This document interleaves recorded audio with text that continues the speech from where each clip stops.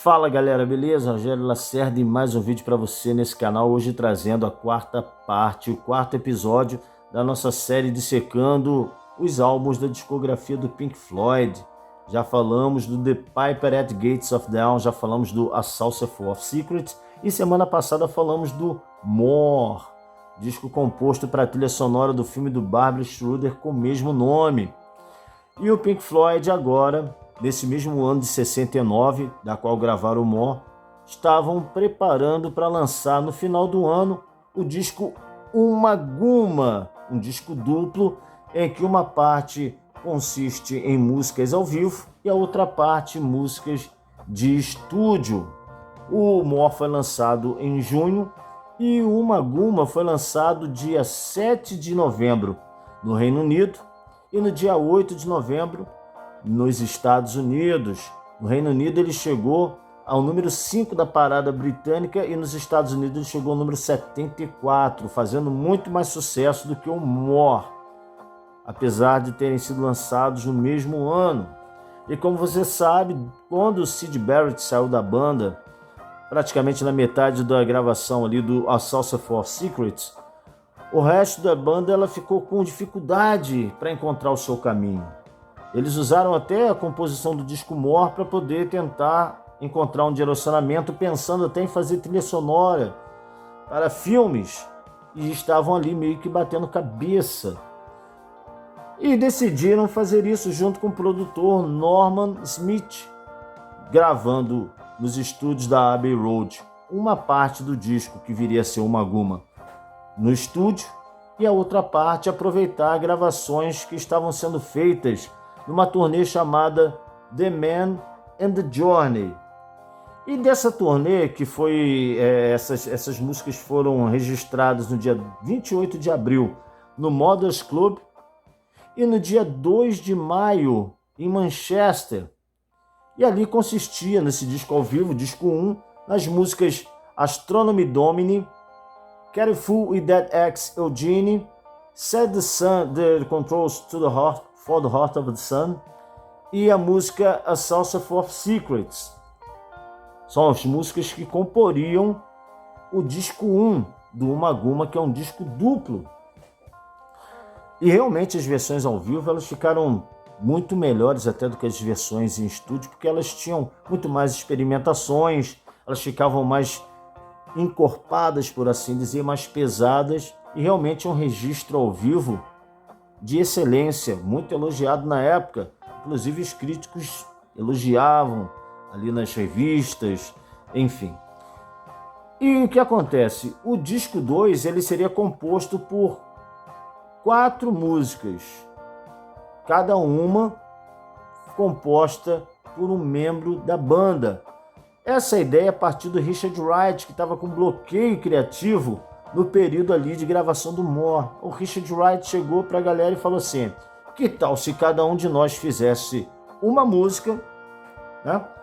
E cada um tocasse toda a sua música sozinha, sem o auxílio do amigo da banda, do companheiro da banda, e lançássemos assim um disco que um lado consistiria de uma música de 2 membros da banda e o outro lado de mais 2 membros da banda.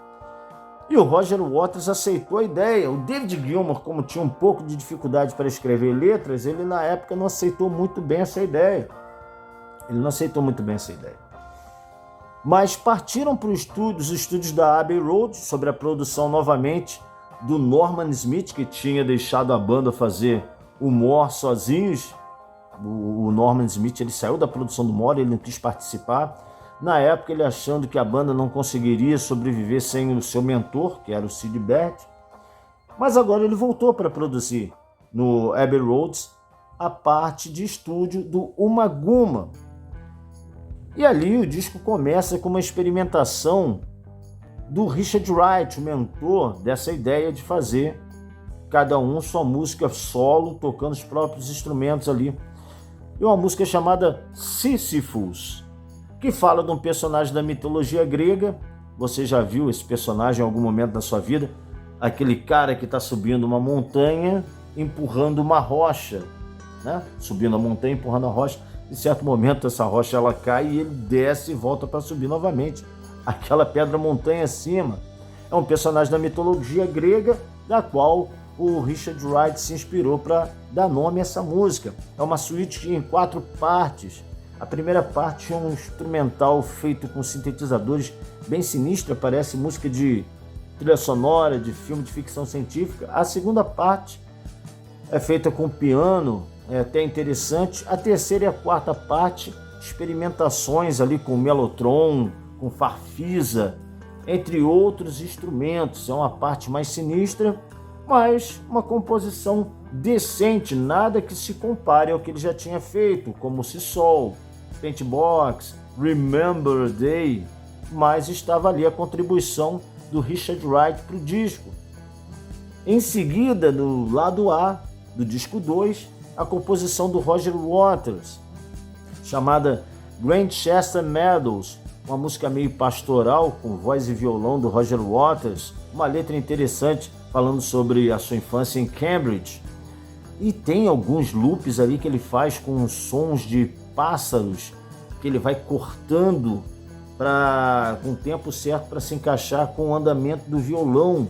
É uma música muito interessante. Inclusive ela tem alguns efeitos nela que parecem alguns insetos, eu não sei bem certo se é uma abelha ou uma mosca, que fica ali no final da música ali, aquele som, e de repente aparece passos de alguém andando e um barulho como se aquele inseto estivesse sendo abatido, dando sequência para a próxima música. Interessante dessa música chamada Grantchester Meadows, e que na versão ao vivo que ele passou a tocar, o David Gilmour faz a voz no refrão e o Richard Wright, que não toca também na versão de estúdio, porque só o Roger Waters que toca, né? Como eu falei antes, cada um toca a sua própria música, todos os instrumentos. O Richard Wright também faz uma participação na versão ao vivo, nos shows, com o piano e com farfisa nessa música do Roger Waters, que é bem interessante, bem interessante. Lembra até um pouco a If, que vem no disco a seguir. Agora vamos falar da segunda composição do Roger Waters para esse disco. Vou tentar falar o nome aqui sem errar. Several species of small furry animals gathered together in a cave, grooving with a pict. Olha que nome de música que o Roger Waters foi inventar. O Roger Waters, você sabe como é que é, né? Naquela época ele estava fazendo muitas experimentações e realmente estava despontando como compositor. Essa música, ela é um compêndio de barulhos que ele faz com a boca, imitando pássaros e outros animais, sem sentido algum, bate algumas palmas. Ele muito influenciado por um maestro chamado Ron Gissing, que mais à frente ele viria a gravar um disco em parceria com esse cara, que seria praticamente o primeiro disco do solo do Roger Waters, chamado Sounds from the Body. É um disco muito interessante de já ouvir, mas é uma barulhada também sem sentido, igual essa música aí, Several Species of Small Furry Animals Gathered Together in a Cave, Grooving with a Pict. No meio dessa música, ele começa a falar, se você botar a velocidade dela para ficar mais lenta, ele começa a falar umas frases em escocês, com um idioma, com sotaque carregadíssimo, meio grosseiro. E ele está dizendo, você desacelerando essa faixa, dá para entender que ele está dizendo assim: é uma boa experimentação de vanguarda, não é? Obrigado. Roger Waters fazendo das suas. É uma música que chegou a ser até elogiada pela crítica, né? Pela sua ousadia. Terminado aí o lado A, agora vem o lado B, começando com a composição dele, do David Gilmour. E o David Gilmour estava mais perdido que cego em tiroteio, porque o David Gilmour ele teria que fazer tudo instrumental, porque ele não sabia escrever, ele não tinha o dom para escrever ainda. Ele é o mestre para fazer melodias e para fazer solos, mas para escrever o David Gilmour nunca foi grande coisa, e ele assume isso até hoje, ele não esconde isso, ele não se diz um grande letrista. E o David Gilmour ali começou a sussurrar um monte de coisa, balbuciar um monte de coisa no estúdio. E ele chegou a pedir ajuda ao Roger Waters. Pô, Roger, dá uma mão aí, escreve uns versos aí que é para poder eu musicalizar. Escreve aí umas poesias aí para mim, fazer a minha música. O Roger Waters, o bom amigo que ele sempre foi, um cara bacana que ele chegou pro David Gilmour e falou assim: te vira, meu amigo, faz o teu, se vira nos 30, dá o seu jeito. Aí o David Gilmour teve que dar o seu jeito, escreveu lá a letra do que viria a ser The Narrow Way, o caminho estreito. Olha o nome da música, David Gilmour lá, no caminho estreito. E o David Gilmour, ele começa essa música que é dividida em 3 partes. A primeira parte é uma música meio acústica, com aqueles violões parecendo quase um country americano, que ele já chegou a tocar ao vivo nos estúdios da BBC com outro nome chamado Baby Blue Shuffle in D Major. É o nome que ele tinha colocado nessa música e executado nas rádios antes de se tornar parte 1 de The Narrow Way.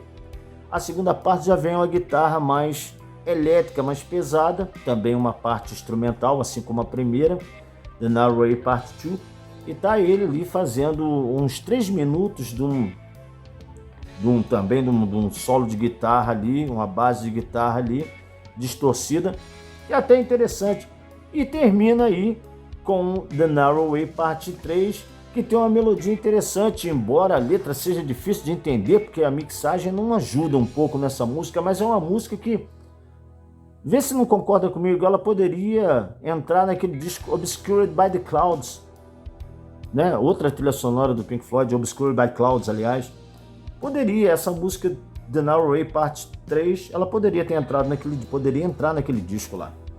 É uma música interessante e, a bem da verdade, como eu sou fã do mestre Gilmour, para mim é a melhor música ali do Uma Guma.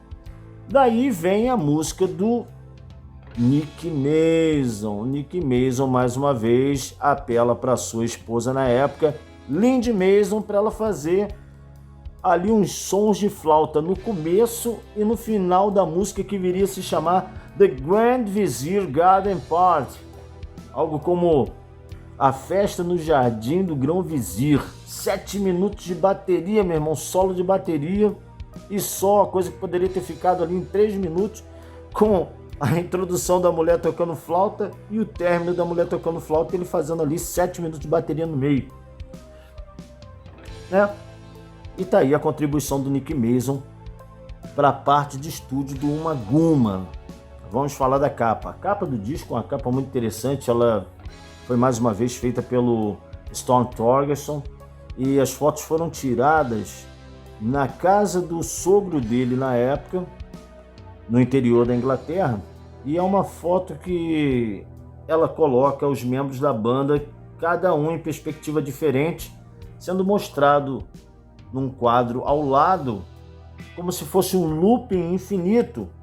No chão está o nome Pink Floyd e acima do nome Pink Floyd está um disco, que é um disco, a trilha sonora de um musical de 1958 chamada Gigi. O Storm, ele conta que ele colocou aquele disco ali, que estava ali por acaso, era o disco do sogro dele, ele colocou aquele disco ali para os fãs ficarem pensando que aquilo tinha algum significado, era algum mistério, algum enigma na capa do disco do Pink Floyd, que inclusive é a última capa com os membros da banda na frente. Depois o Pink Floyd não fez mais capas de disco com a banda na frente da capa, né? E ali os fãs ficavam doidos, tentando entender o que é isso, por que aquele disco está fazendo. Na Inglaterra saiu assim a capa com o disco Didi no canto, mas nos Estados Unidos eles apagaram a capa do disco. Inclusive na Austrália tiraram todo o disco da arte para não ter problemas com direitos autorais. E essa capa é uma capa icônica, né? Você sabe. Em relação ao nome do disco, Uma Guma, é outro mistério também, que os fãs ficavam na época falando: meu Deus, o que é isso? Será que Uma Guma é alguma seita? É alguma entidade cósmica? É algum nome de trás para frente? tem algum significado, algum anagrama nesse nome aí desse disco, Umaguma? O que quer dizer isso? Alguns filosofavam que Umaguma queria dizer rock. Nada, cara. Umaguma era uma gíria que o road da banda lá, um tal de Ian Moore, ele usava para dizer que estava indo para casa fazer sexo com a esposa. Ele falava, ó, galera, ó, tô indo para casa fazer um pouco de Umaguma. E daí a banda achou engraçado o nome e colocou o nome do disco Umaguma. Não tem nenhum mistério, não tem nenhum enigma sombrio sobre esse nome. E o mais interessante é que alguns cientistas em 2015 descobriram uma nova espécie de libélulas e batizou essas libélulas com o nome Umaguma em homenagem ao disco do Pink Floyd em 2015. Interessante isso, né? Então tá aí, o disco foi lançado, fez um sucesso e terminamos mais esse episódio da nossa série de discos do Pink Floyd. Foi difícil, as informações são escassas, mas estamos aí entregando mais uma vez aí um episódio para você conhecer um pouco mais sobre essa banda que nós amamos. Semana que vem tem mais, e a partir da semana que vem começa a nata da nata do Pink Floyd, né? Atom Heart Mother. Beleza, galera? Um forte abraço, até o próximo vídeo. Valeu!